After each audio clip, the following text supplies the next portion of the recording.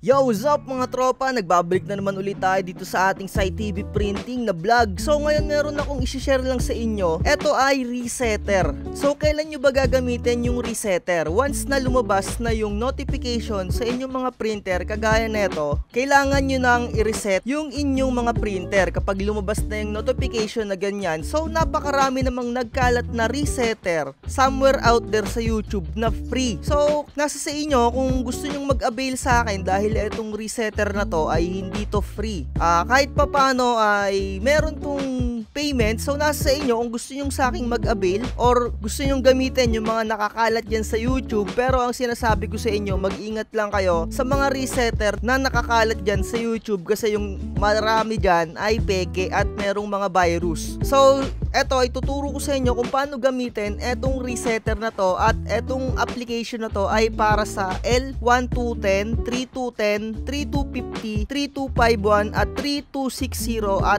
5290. Kung meron kayong mga printer na ganito at na-encounter nyo na yung notification na puno na yung inyong mga waste tank, kailangan nyo na siyang i-reset. So paano ba gamitin etong resetter na ganito? Napakadali lang. I-double click nyo lang siya at make sure naka-disable yung inyong mga antivirus dyan sa mga PC ninyo. So paano mag-disable ng mga antivirus? Eto yung video. I-search nyo lang yung gpedit.msc, tapos click nyo yung administrative template. Makikita nyo dito yung window components. Hanapin nyo lang dito yung Windows Defender Antivirus or yung Microsoft Defender Antivirus. I-click nyo lang yung turn off Windows, tapos enable. Ayun na yun. Okay nyo lang.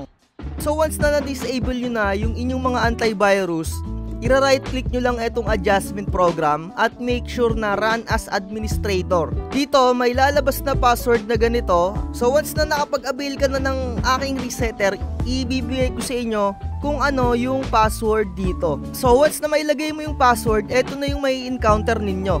Kailangan mo lang i-select yung printer na yung i-reset. Ayan, ganito. Kung meron kayong printer na L3210, eto yung pipiliin nyo. So inuulit ko, napakaraming mga resetter somewhere out there. Nasa sa inyo na lang kung etong program ko ang gusto nyong i-avail. So eto, ituloy na natin. I-click nyo lang yung okay. Eto, wala na kayong gagalawin dito sa port. Auto selection na lang. Ayan, once na na-click nyo na yon, i-click nyo tong particular adjustment mode. Tapos make sure na naka-open yung inyong mga printer. I-click nyo lang etong waste ink pad counter. So etong resetter na to, no, napakadaming pwede nyong magawa sa inyong mga printer, kagaya ng pwede kayong mag-ink charge, head clean. Ayan, so ang ituturo ko muna sa inyo etong ink pad counter. So i-click nyo lang yung okay. Dito, i-check nyo lang to. Check nyo yan lahat. Tapos click nyo tong check. Tapos may mga lalabas na value dyan. Dahil wala tayong 3210, hindi ko maipapakita sa inyo, no? So once na lumabas na yung value dyan, i-click nyo yung initialize. Tapos i-click nyo lang yung okay.